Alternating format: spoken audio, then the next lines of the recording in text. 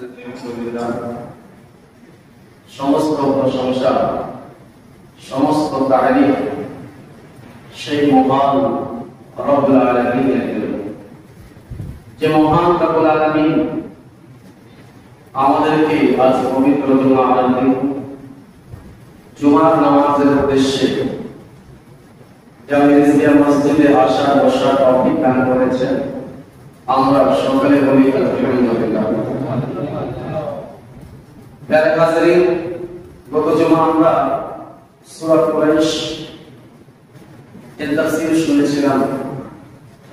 আজ সূরা ফিল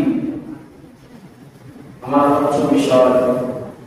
সূরা ফিল মক্কায় অবতীর্ণ হয়েছে, এটা মুফাসসিরে কেরাম বলেন।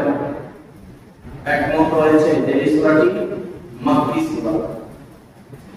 সূরা ফিল তেলাওয়াত করলে সুন্দর লাগে, ছন্দের মতো লাগে। প্রত্যেকটি আয়াতের শেষে লাম আছে। আলাম তারা কাইফা ফাআলা রাব্বুকা বিআসহাবিল ফিল আলাম ইয়াজআল কাইদাহুম ফি তাদলিল ওয়া আরসালা আলাইহিম তায়রান আবাবিল। এবারে প্রত্যেকটি আয়াতের শেষে লাম বর্ণ আছে, সুন্দর লাগে তেলাওয়াত। এই সূরাটির তরজমা আগে বলি। আল্লাহ রাব্বুল আলামিন ইরশাদ করেন, আলাম তারা কাইফা ফাআলা রাব্বুকা বিআসহাবিল ফিল। হে হাবিব, আপনি কি দেখেননি যে আপনার রব হস্তি বাহিনীদের সঙ্গে, হাতিওয়ালাদের সঙ্গে কি করেছিল?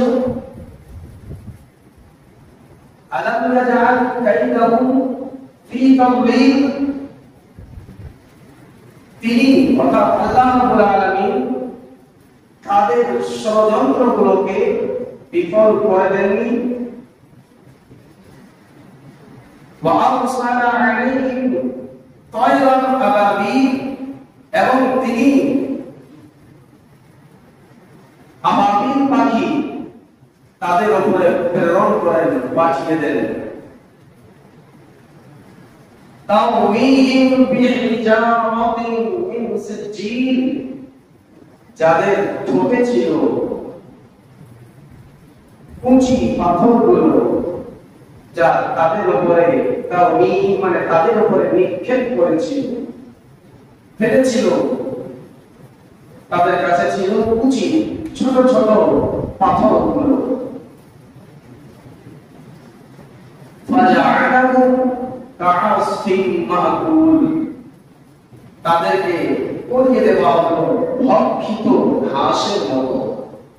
ভক্ষিত ঘাস মানে যেমন গরু ছাগল ঘাস খাওয়ার পরে ওই ঘাসের অবস্থা কি হয়? একেবারে পুরা পুরা ভুসা ভুসা হয়ে যায়।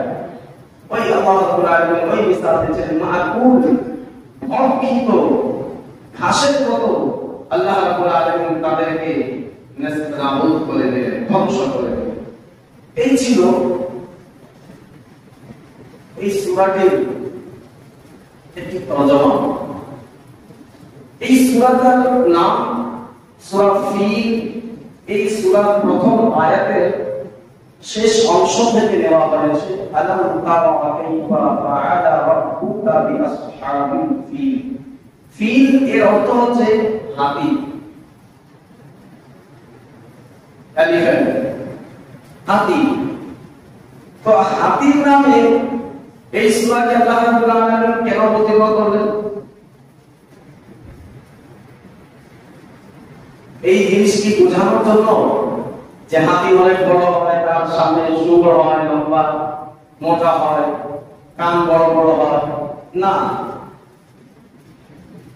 আল্লাহ রাব্বুল আলামিন এই সূরাটি অবতীর্ণ শুধু হাতির জন্য করেননি, বরঞ্চ হাতি ওয়ালার জন্য করেছেন, আসহাবিল ফিল। হাতিওয়ালাদের সঙ্গে আল্লাহ রাব্বুল আলামিন কিরূপ আচরণ করলেন,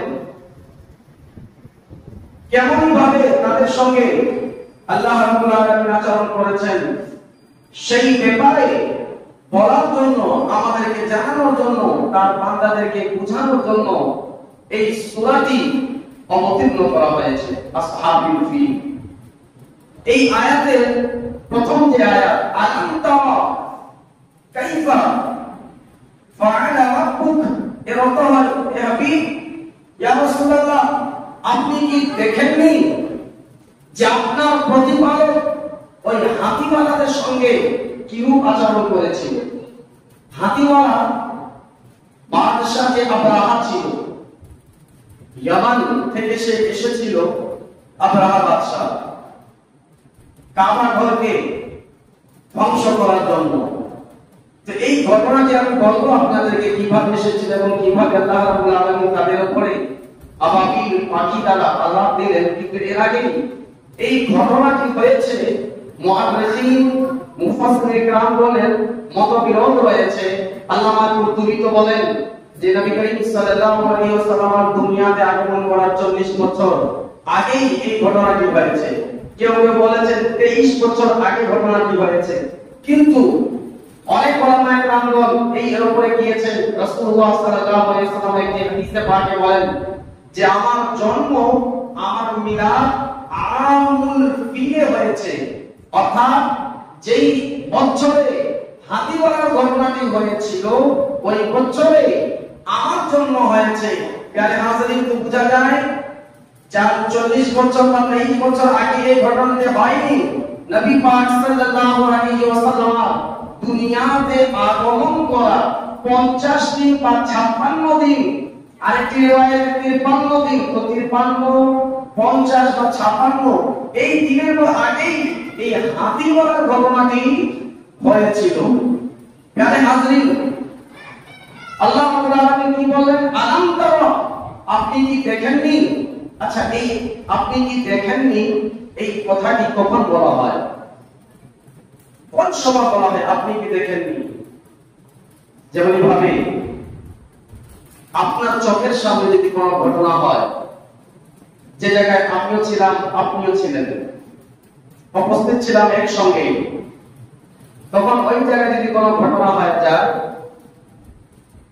আবার এই ঘটনাটিকে আমি পুনরায় অন্য এক ব্যক্তিকে যখন শোনাতে চাবো, আর আপনি যদি সেই জায়গায় উপস্থিত থাকেন, তখন আমি আপনাকে বলবো আপনি কি দেখেননি কি কি হয়েছিল? তখন কথাটি সাজগুজ হবে, ঠিক থাকবে। আর যদি আপনি ওই জায়গায় ছিলেনই না, আপনি দেখেননি, আমি আপনাকে কথা বলতে পারবো আপনি কি দেখেননি, আপনার কি কি অবস্থা হয়েছিল, আপনি কি দেখেননি? তো বলবেন না ভাই, আমি তো ছিলাম না। আল্লাহ রাব্বুল আলামিন এই আয়াতে পাকের শুরুতে বলেন আলাম তারা, এ হাবিব, আপনি কি দেখেননি যে হাতিওয়ালার সঙ্গে আপনার রব কি আচরণ করেছিল? রাসূলুল্লাহ সাল্লাল্লাহু আলাইহি ওয়াসাল্লাম এখন দুনিয়াতে আসেননি, 50 দিন আগেই দুনিয়াতে আগমন করা, 50 দিন আগেই হাতিওয়ালার কাহিনী হয়েছে। আর আল্লাহ বলেন হে হাবিব, আপনি কি দেখেননি? আল্লাহ রাব্বুল আলামিন কি জানতেন না যে রাসূলুল্লাহ সাল্লাল্লাহু আলাইহি ওয়াসাল্লাম ওই জায়গায় ছিলেন কি ছিলেন না? আল্লাহ তোমাকে দুনিয়াতে পাঠিয়েছেন, এরপরে আল্লাহ কেন বললেন আপনি কি দেখেননি? এটা বোঝাতে চাচ্ছেন হাবিব, আপনি তো সবাই দেখেছেন। আপনি দুনিয়াতে আগমন করার আগেও এই পৃথিবীতে কি হয়েছিল, কি হচ্ছে, সব আপনি দেখছেন। বলেন সুবহানাল্লাহ। সব আপনি দেখছেন, যা হচ্ছিল সেটাও দেখেছেন। কেন আপনি কেন দেখেছেন? কেননা আল্লাহ রাব্বুল আলামিন সর্বপ্রথম আসমান বানানোর আগে, জমিন বানানোর আগে, চন্দ্র সূর্য বানানোর আগে, জান্নাত ও জাহান্নাম বানানোর আগে আল্লাহ তাবারাক ওয়া তাআলা যা বানিয়েছেন, সর্বপ্রথম নূরে মুহাম্মাদীকে সৃষ্টি করেছেন। বলেন সুবহানাল্লাহ। নূরে মুহাম্মাদীকে আল্লাহ সৃষ্টি করেছেন। আগে রাসূলুল্লাহকে বানানো হয়েছে, সৃষ্টি করা হয়েছে, তারপর ওনার নূর থেকে আল্লাহ রাব্বুল আলামিন পুরো কায়নাতকে সাজিয়েছেন। বলেন সুবহানাল্লাহ। তাই আল্লাহ রাব্বুল আলামিন বলেন আলাম তারা, আপনি কি দেখেননি? এই কথাটি বলা হয় স্মরণ করানোর জন্য। আপনি ঘটনাটা দেখেছেন, বাস জাস্ট আমি আপনাকে স্মরণ করিয়ে দিচ্ছি যে আপনি কি দেখেননি। যাই হোক, আল্লাহ বলেন আপনি কি দেখেননি যে আপনার প্রতিপালক, আপনার রব ওই হাতিওয়ালাদের সঙ্গে কি রূপ আচরণ করেছে? প্যারে হাজরিন, হাতিওয়ালা কে ছিল? আব্রাহা বাদশাহ। সে ঈসাই ছিল,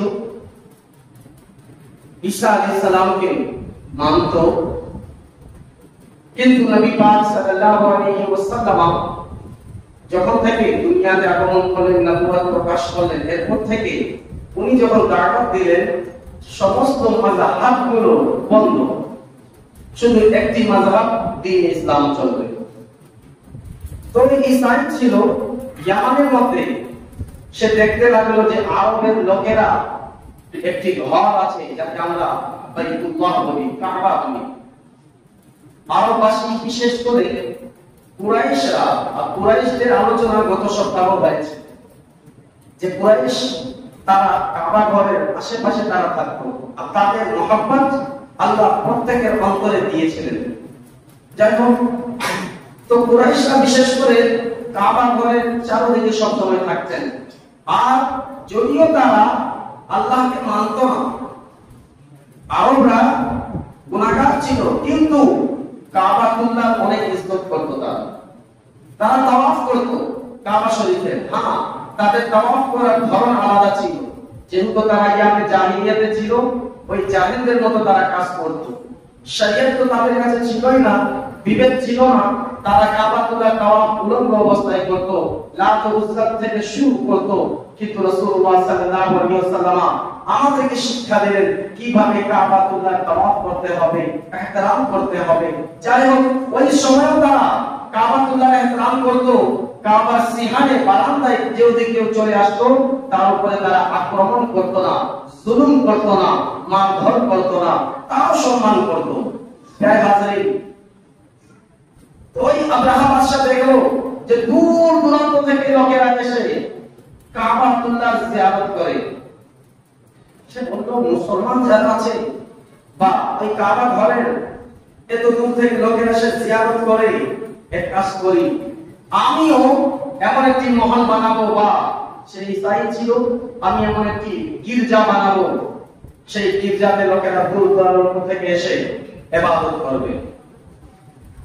আব্রাহা বাদশা কি বলল?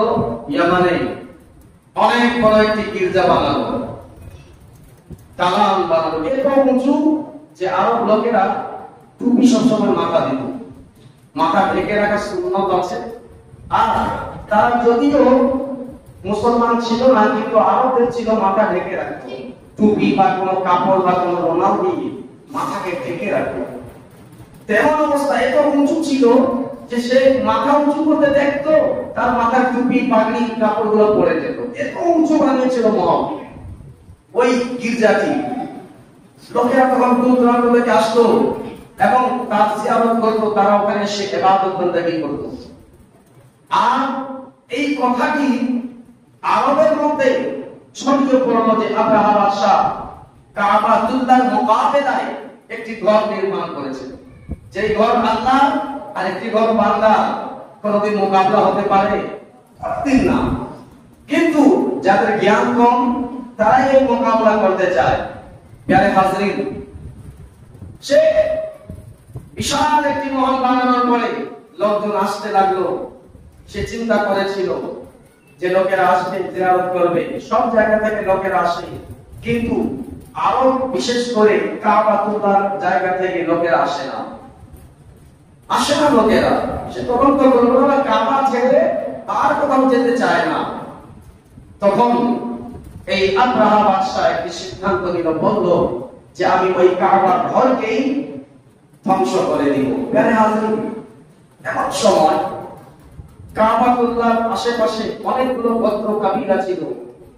কেনান নামের একটি কাবিলা, একটি রিওয়ায়াত অনুযায়ী কয়েকজন মিলে, বা একটি রিওয়ায়াত অনুযায়ী এক আরবি কেনান কাবিলার একটি লোক, সে চলে গেল ইয়ামান।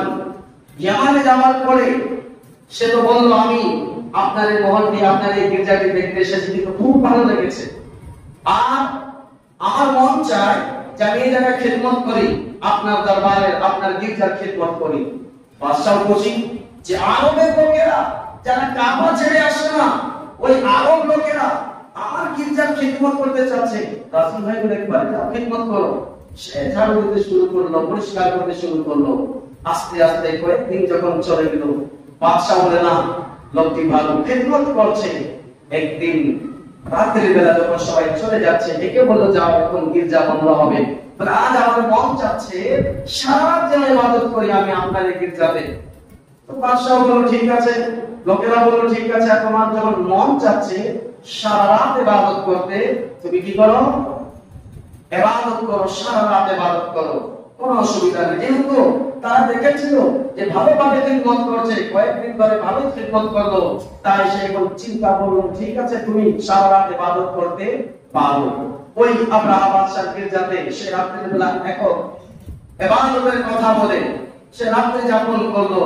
রাতে যাপন করার পরে যখন সবাই ঘুমিয়ে পড়েছে, এই ব্যক্তি কি করলো?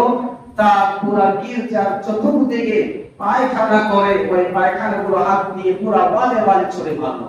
অর্থাৎ তার গির্জা থেকে একেবারে নোংরা করে দিল, নামাজ করে দিল। এক রেওয়ায়াত অনুযায়ী আগুনও লাগিয়ে দিল, ক্ষতি করলো এবং সেই রাত্রি বেলা পালিয়ে গেল।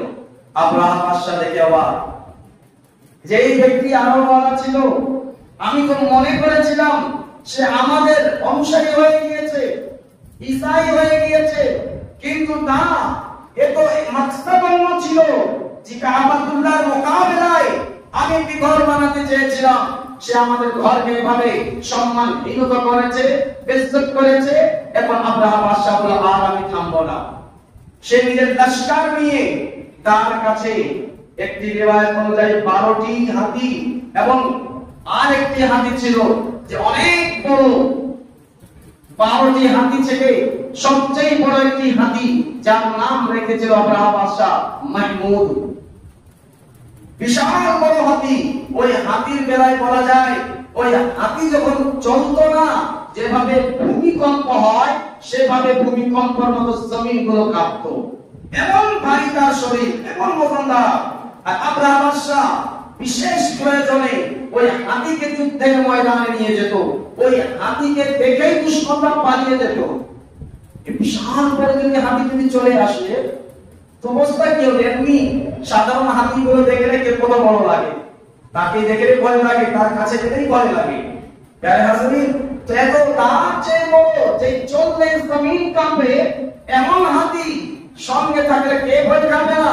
যাই হোক প্যারে হাজরিন, আমি সংক্ষিপ্ত করে বলছি, আব্রাহা বাদশাহ সেই দুশমনী করার জন্য কাবাতুল্লাহকে সে বলল আমার গির্জাকে নষ্ট করেছে, আগুন লাগিয়েছে, পায়খানা করে দিয়েছে, আমি তাকে ঘর কাবাতুল্লাহকে ছাড়বো না, ধ্বংস করে দিব। সে যুদ্ধের উদ্দেশ্যে চলে আসলো আরবের দিকে।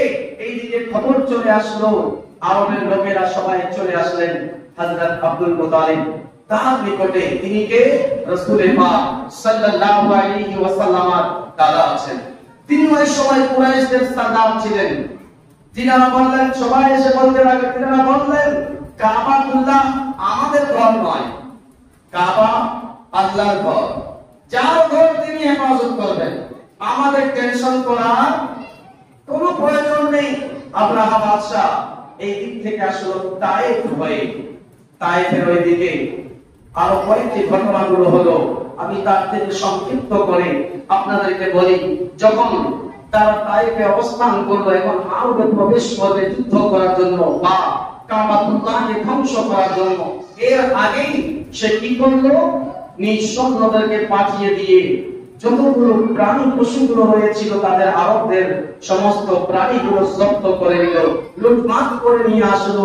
উট, ছাগল, ভেড়া, দুম্বা যা ছিল সবকিছু নিয়ে আসলো। তার চিন্তা ছিল যদি তাদের আমি প্রাণীগুলো পশুগুলো নিয়ে আসবো, তারা আমাদের কাছে আসবে, তারা ভয়ে আমাদের থেকে ক্ষমা চেয়ে চলে যাবে, তো আর কিছু করতে হবে না। সমস্ত প্রাণীগুলো যখন পশুগুলো নিয়ে চলে গেল, লোকেরা হযরত আব্দুল মুতালিব এর কাছে আসলেন। আসার পরে বলতে লাগলেন, কি দেখুন না এমন এমন বিষয়, আপনি আমাদের সরদার আছেন, আমাদের পশুগুলোকে নিয়ে গিয়েছে, আপনি আব্রাহা বাদশাহর কাছে যান, তার থেকে আপনি কথা বলুন। যখন হযরত আব্দুল মুতালিব আব্রাহা বাদশাহ যে জায়গায় অবস্থান করেছিল তার কাছে গেলেন, আব্রাহা বাদশাহ বসেছিল, কিন্তু যেমনই ভাবে রাসূল আকরাম সাল্লাল্লাহু আলাইহি ওয়াসাল্লাম দাদা যান আব্রাহার সামনে আসলো, আব্রাহা বাদশাহ সম্মানের দেশে দাঁড়িয়ে গেল। বলুন সুবহানাল্লাহ। দাঁড়িয়ে গেল, সম্মান দিল। আপনি কুরাইশি আছেন, আপনার সম্মান আমার উপরে জরুরি আছে।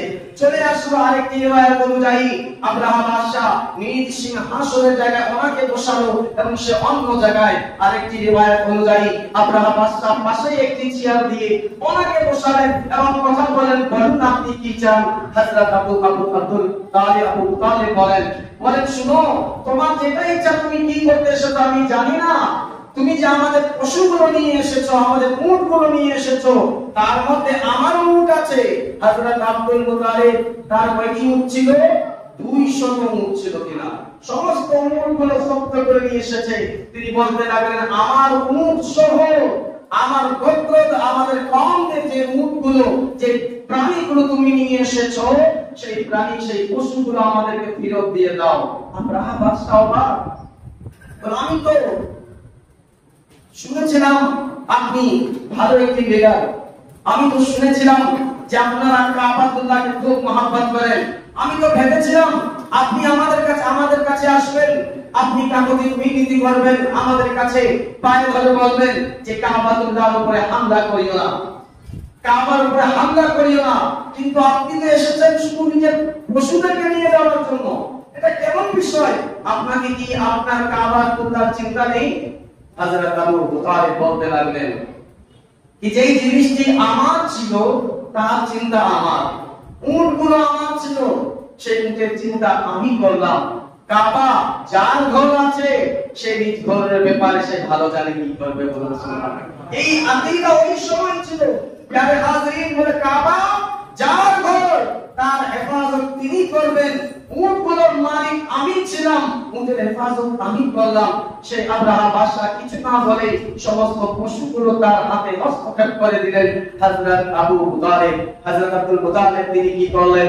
সমস্ত প্রাণীগুলো নিয়ে যখন আরবে চলে গেলেন, যাওয়ার পর সমস্ত কুরাইশদেরকে বলতে লাগলেন, শুনো, আব্রাহা বাদশা আক্রমণ করবে, কাবাতুল্লাহকে ধ্বংস করার জন্য আসবে। লোকেদেরকে শরীরে মনে হচ্ছে আগুন লাগবে।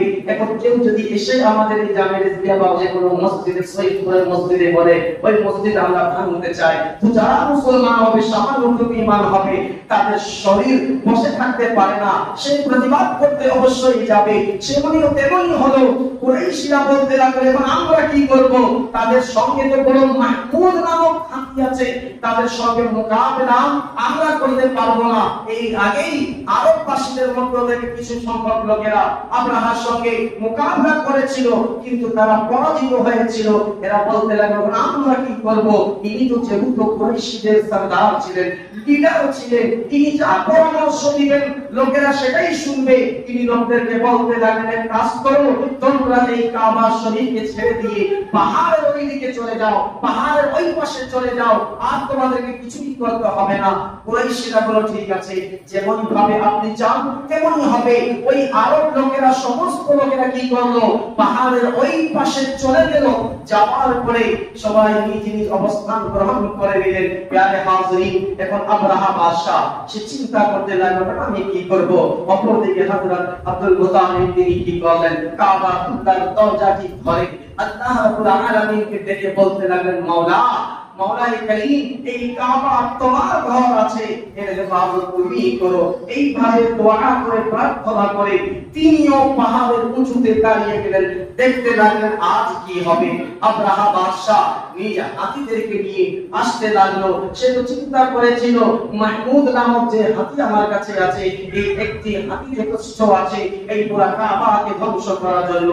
সেই আরবের দিকে ওই হাতিকে রশি ধরে যখন হাতিওয়ালা তাকে টানছিল, কিন্তু এই মাহমুদ হাতি আর উঠতে রাজি নেই। মাহমুদ নামক যে বড় হাতি ছিল, সে আসতে আর পারছে না, সে উঠছে না। আব্রাহা অবাক হয়ে গেল, বলল, কি ব্যাপার, কি হয়েছে? এত বড় হাতি প্যারালাইজ হয়ে গিয়েছে নাকি? অনেক চেষ্টা করে তাকে মারছে, প্রহার করছে, কিন্তু সে নড়েও না।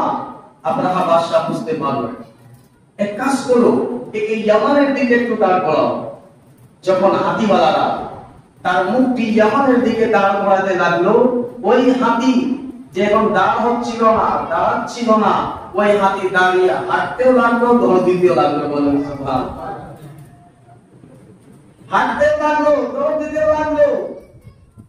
তায়েফ থেকে এক লোক ছিল, সেই লোক যখন দেখলো যে রাস্তা দেখাতে এসেছিল, বলছিল আমি মক্কার অলি-গলি সব চিনি, সে বুঝতে পারলো আল্লাহ রাব্বুল আলামিনের পক্ষ থেকে যুদ্ধের ঘোষণা হয়ে গিয়েছে।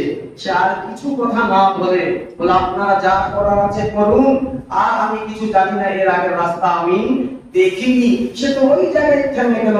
কিন্তু আব্রাহা বাদশা, তার অন্তরের ভিতরে ক্ষোভ ছিল, তার অন্তরের ভিতরে হিংসা ছিল যে কাবা ঘরে এত লোক আসে, আর যে ঘরটি আমি বানিয়েছি সে জায়গায় লোকের আসে না, এই কাবা ঘরকে ধ্বংস করার জন্য আব্রাহা বাদশা তার সৈন্যদেরকে পাঠিয়ে দিল। এবং আর যে বাকি হাতিগুলো ছিল সেই হাতিগুলোকে পাঠিয়ে দিল, যে হাতিগুলো থেকে ওই কাবা ঘরের ওয়ালগুলোকে ধ্বংস করা হবে। যেমনই ভাবে তারা কদম কাবাতুল্লাহর দিকে বাড়িয়ে দিল, এমনই সময় সমুদ্রের উপর থেকে দেখা যাচ্ছিল ছোট ছোট পাখি, যে যার নাম হচ্ছে আবাবিল। এই আবাবিল পাখি কত বড়? কবুতর থেকেও ছোট যেই পাখি, তাকে বলা হয় আবাবিল পাখি। এই আবাবিল পাখি মুফাসসিরিনে কেরামগণ বলেছেন যত তার স্বর্ণ ছিল ততই পাখিগুলো এসেছিল। এখন যদি কাউন্টিং করা হয় তো 20,000-এর মতো পাখি ছিল। কত পাখি? 20,000-এর মতো। যখন আসমানের উপরে 20,000 পাখি ছোটই হোক না কেন, যদি ঝাঁকে একবারে চলে আসে, ওই জায়গার নজারা, ওই জায়গার দৃশ্যটি কেমন হবে একবার আপনারা থিঙ্কিং করে দেখুন। যে আসমান আর আকাশ দেখা যাচ্ছিল না, চারিদিকে ছোট ছোট পাখি আর পাখি, এবং ওই পাখিরা একা আসেনি, ওই সমুদ্রের উপর থেকে ঝাঁকে ঝাঁকে পাখিগুলো উড়ে উড়ে, একটি পাখি তাদের মধ্যে লিডার ছিল, সে যেই দিকে যেত অন্যান্য পাখিরা সেই দিকে দৌড়িয়ে চলে আসতো। তাফসীরের কিতাবে লেখা রয়েছে প্রত্যেকটি পাখির কাছে ওই ছোট ছোট তায়রান আবাবিল, ছোট ছোট, তাদের মুখে একটি পাথর এবং দুই পায়ে দুটি পাথর, প্রত্যেকটি পাখির কাছে 3টি করে পাথর আল্লাহ তাবারক ওয়া তাআলা দিয়ে দিয়েছিলেন। আচ্ছা, কবুতর থেকে ছোট ছিল, তো পাথরগুলো সে কত বলে দিতে পারে? এত বড়? এটা বলুন না, ছোট ছিল, কাঙ্কার, একেবারে ছোট, চানার বরাবর। চানা খাতে না রমজান ছোটা, আবি भी यहां पे हम लोग खा लेते हैं लोकल। ওই চানা বরাবর ছোট ছোট পাথরগুলো 3টি করে পাথর। আর আল্লাহ তাবারক ওয়া তাআলা ওই পাখিদেরকে আগেই থেকে শিক্ষা দিয়ে দিলেন যে কোন পাখি আবরাহার কোন সৈন্যকে প্রহার করবে। বলুন সুবহানাল্লাহ। তার আগে থেকে জানতো আবরাহা বাদশাকে, তার আগে থেকে পাখিরা জানতো যে আমাদেরকে কোন জায়গায় দাঁড়াতে হবে, কোন সৈন্যের উপরে আমাকে পাথর দিয়ে নিক্ষেপ করতে হবে। তারা সেই জায়গায় গিয়ে পজিশন একেবারে নিয়ে নিল। তারা তো চিন্তা করেছিল কুরাইশের আসবে, যুদ্ধ করব শেষ। আচ্ছা, এই ছোট পাথর দিয়ে কাউকে যদি নিক্ষেপ করা হয়, মারা হয়, খুব জোরেও যদি মারা হয়, কি হবে? ফুটা হবে, এটাই না, একটু রক্ত বের হবে, আর তো কিছু না, ব্যথা হবে। কিন্তু পাখিরা আসমানের উপর থেকে ছেড়ে দিল পাথরগুলো। অবস্থা কি? রিওয়ায়াতে এসেছে যে সৈন্যগুলো হাতির উপরে বসেছিল, তাদের হাতে তরবার এবং মাথার উপরে লোহার মুকুট ছিল। কিন্তু ওই পাখিগুলো যখন আসমান থেকে ওই পাথরগুলো নিক্ষেপ করে দিল, তাদের লোহার মুকুটগুলো ভেদ করে, তাদের মাথা পুরো শরীরগুলো ভেদ করে, যেই প্রাণীর উপরে, হাতি হোক বা ঘোড়া হোক বা উট হোক, যেই জিনিসের উপরে তারা সওয়ার ছিল, তার পুরো শরীরকে ভেদ করে পুরো জমিনের ভিতর পর্যন্ত ওই পাথরগুলো চলে গিয়েছিল। বলেন সুবহানাল্লাহ। এটা তো রকেটের চেয়েও বেশি গতি ছিল। এটা হচ্ছে কি? আল্লাহ রাব্বুল আলামিনের কুদরত। আল্লাহ রাব্বুল আলামিনের কুদরত। যারা আল্লাহর ঘর থেকে দুশমনি করবে, আল্লাহ রাব্বুল আলামিন তাদের সঙ্গে এইভাবে ইন্তেকাম, এইভাবে তাদের সঙ্গে যুদ্ধের ঘোষণা করবেন। হ্যাঁ, পার্থক্য হচ্ছে তারা জাহিরি ভাবে আল্লাহর ঘরকে ধ্বংস করতে এসেছিল, আর যারা বাতিনি ভাবে আল্লাহর ঘরের দুশমনি অন্তরে রাখবে, তো দুনিয়াতে দেখতে লাঞ্ছিত হবে। আপনি দেখবেন অনেক এলাকাতে এমন আছে, যদি কোন ব্যক্তি মসজিদের মসজিদকে মহব্বত করে, তো কোনো ব্যক্তি মন আছে মসজিদকে মহব্বত করে না, মানে মসজিদ তো ফলানা কায় ঢেকানা কায়, আমি বানাইনি, কার আছে? যেমন আমাদের এলাকায় একটি মসজিদ আছে, একজন নিজের জায়গা দিয়ে বানিয়েছেন, আমি নাম নিচ্ছি না যেন গীবত না হয়, বানিয়েছেন তিনি, এখন ওনার দাবি উনি মসজিদ বানিয়েছেন, আর উনি অধিকারও রাখেন ইমামতি করার, কি জানেওয়ালা আছে ইমামতি করে, এখন লোকের বলেন আপনি মসজিদ দিয়েছে আপনি हम तो वहां नमाज पढ़ने नहीं जाएंगे, এটা কি মসজিদের প্রতি ঘৃণা আছে কি না? তো আল্লাহ রাব্বুল আলামিন সূরা ফিল এটা অবতীর্ণ করে দিয়ে পরে দিলেন যে দেখো যারা আল্লাহর ঘরের দুশমন করে রাখবে, তোমরা প্রকাশ্য যদি চলে আসো আল্লাহ তাবারাক ওয়া তাআলা এইভাবে ধ্বংস করে দিবেন। আর যদি এই তোমাদের হিংসাগুলো আল্লাহর ঘরের হিংসা যদি তোমাদের অন্তরের ভিতরে থাকে, তবে দুনিয়াতে লাঞ্ছিত অবশ্যই করব, আখিরাতের ময়দানে তোমাদেরকে সাজা অবশ্যই দিতে হবে। প্যারে হাজরিন, আব্রাহা বাদশা ধ্বংস হয়ে গেল, এমন কি আব্রাহা বাদশার উপরে একটি পাখি সে উড়তে লাগলো, যখন দেখলো বাপরে বাপ অবস্থা তো খুব আছে, এটা বম যেভাবে লোকজনকে ধ্বংস করবে না, ওই ছোট ছোট পাথরগুলো তাদেরকে ধ্বংস করে দিল। আব্রাহা বাদশা ইয়ামানের দিকে পালিয়ে যেতে লাগলো। যেই বাদশার আন্ডারে আব্রাহা ছিল তার নাম ছিল নাজাশী বাদশা। সে যেমনই ভাবে একটি রিওয়ায়াত অনুযায়ী আব্রাহার উপরে পাথর পড়েছিল, কিন্তু সে ইয়ামান পৌঁছে যাওয়ার পর্যন্ত ধ্বংস হয়নি, তার একটি হাত পড়ে গেল, পা পড়ে গেল। আরেকটি রিওয়ায়াত অনুযায়ী তার পিছে পিছে পাখি দৌড়াচ্ছিল, কিন্তু তার উপরে পাথর নিক্ষেপ করেনি। সে শত চেষ্টা করার পরেও সেই পাখিকে ভাগাইতে পারেনি। যেমনই ভাবে নাজাশী বাদশার দরবারে গেল, ওই পাখিটি তার সামনে ইয়ামানে গিয়ে তার সামনে ওই পাথরটি নিক্ষেপ করে দিয়ে আব্রাহাকে ধ্বংস করে দিল। বলেন সুবহানাল্লাহ। তো পাখিরাও জানে আমাকে কোন ব্যক্তির সামনে দাঁড়াতে হবে। প্যারে এই পাখিদের অকাদ কি আছে, তার অস্তিত্ব কি আছে, ছোট একটি মাখলুক আল্লাহ, কিন্তু আল্লাহ তাকে শিক্ষা দিয়ে দিলেন, সে জানতে পারলো। সামান্য মাখলুককে আল্লাহ যদি একটি তাওয়াজ্জুহ করে দেন, কুদরতি নজর দিয়ে দেন, সে তো জ্ঞানী হয়ে যেতে পারে। তো যিনি আল্লাহর মাহবুব আছেন রাসূল আকরাম সাল্লাল্লাহু আলাইহি ওয়াসাল্লাম, তিনার উপরে আল্লাহ রাব্বুল আলামিন কেমন কুদরতি নজর করেছেন, তিনার জ্ঞানের অবস্থা কেমন হবে।